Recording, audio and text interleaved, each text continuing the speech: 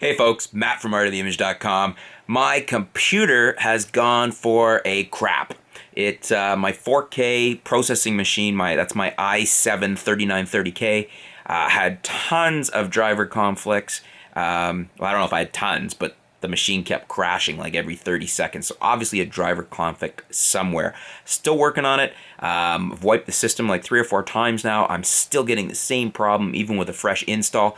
So I am looking at new video cards. I'm thinking maybe I'm going to have to replace my video card. I think that might be the culprit. I've got a GTX 670 right now.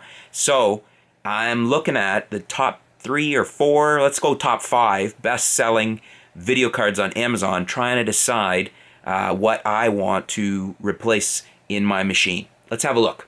So here's the Amazon bestseller list for graphics cards. As you can see, we got bestsellers in computer graphics cards, updated hourly.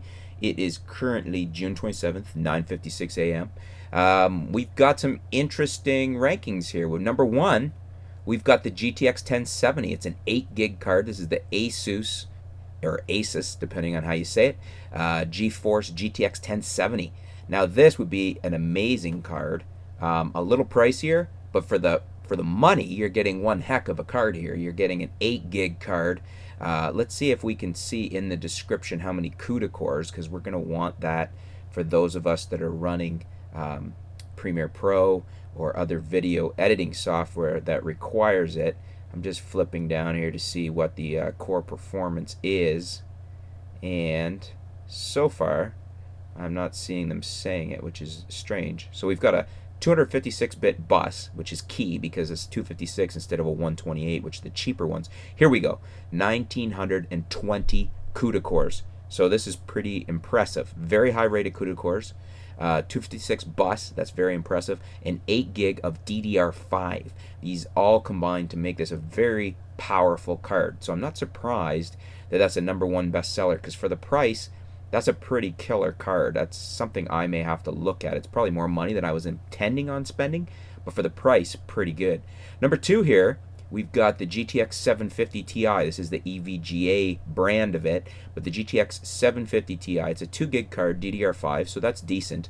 Where your bottleneck's going to be here is it's a 128 memory bit, as you can see here, 128, and so that's in opposition to, or contrast to, the first card we looked at, which was 256-bit. So in other words, think of a much wider flow through, a much wider pipeline, much faster pipeline for information flow. We've also only got 640 CUDA cores.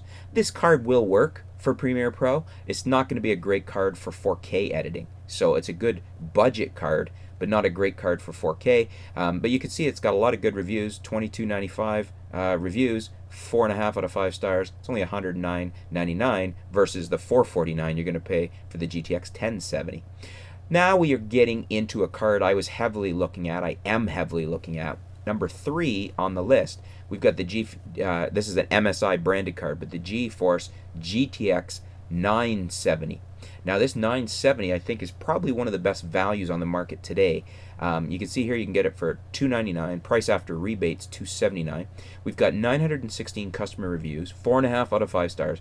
This is a pretty good performer for the price. We're looking at 4 gig of DDR, I believe it's 5. Let me just get down to the specs here.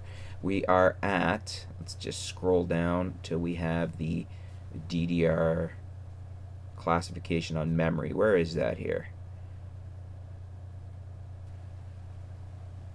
Now, funnily enough, it's not jumping right out at us with the let's see if we click other technical specs. I'm not seeing it.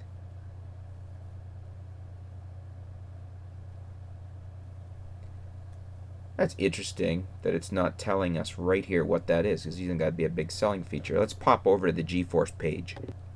So this is the GeForce page for the specs. So I looked up the GTX 970, and we'll go into the specs here. And we've got 1,664 CUDA cores, so that's really good. High number of CUDA cores. We've got a 4 gig memory, a DDR5, 256-bit.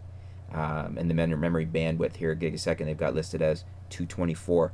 So this is a very high value card. So with this performance features, this is not surprising that it is very highly rated and is number 3, because it's got 4 gig, so it's roughly half the price, a little bit more than half the price of the 8 gig card at number 1 position.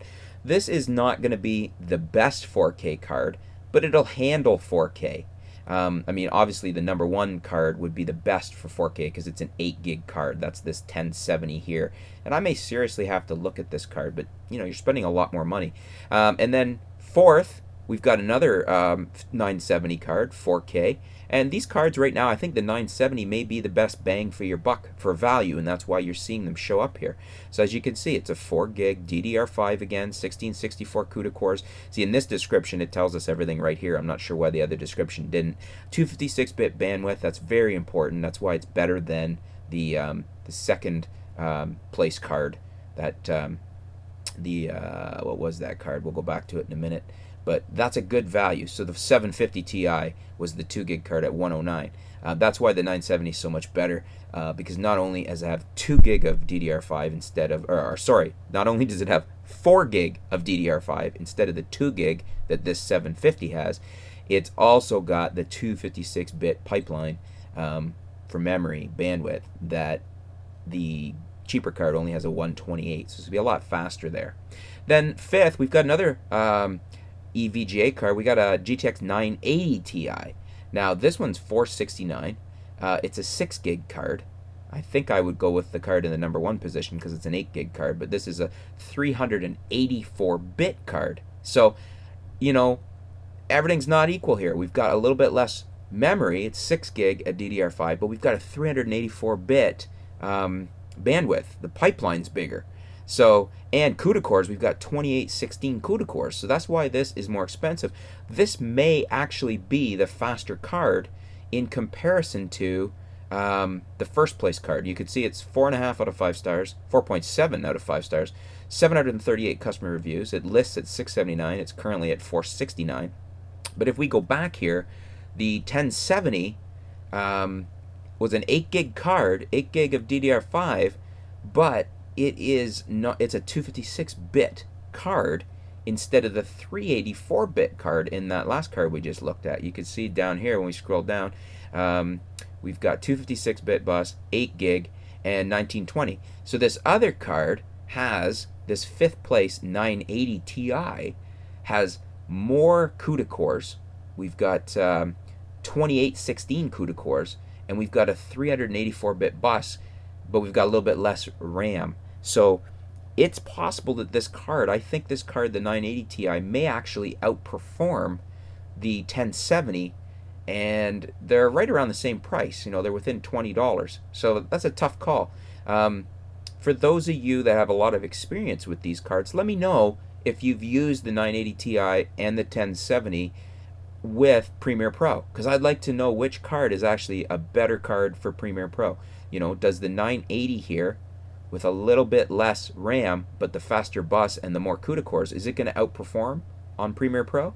Or is the 1070 with a little more RAM but a little slower bus at 256 and a little less CUDA cores, is it going to outperform? Let me know. What do you guys think? These are the top 5 performing cards. I'm not really surprised. I think they're all good cards for value, but I'd like your input. For those of you that have experience with the 1070 and the 980 and the 970, is the 970 still a sweet spot? Or if you're doing 4K video in Premiere Pro, should I be going straight to either the 1070 or the 980 Ti? I know these are all decent cards. I know for 4K, I would be best served. Those of us that want to do 4K would be best served with the 1070 or the 980 Ti. But you guys that have experience with this, help me out here. Let me know what you think is the better card for 4K. Let me know what your experiences are using it, because I'd like to know to make a decision here. Thanks for tuning in, folks. Stay tuned. Looking forward to your comments. Thanks for the help, folks, and we'll be back soon here at artoftheimage.com.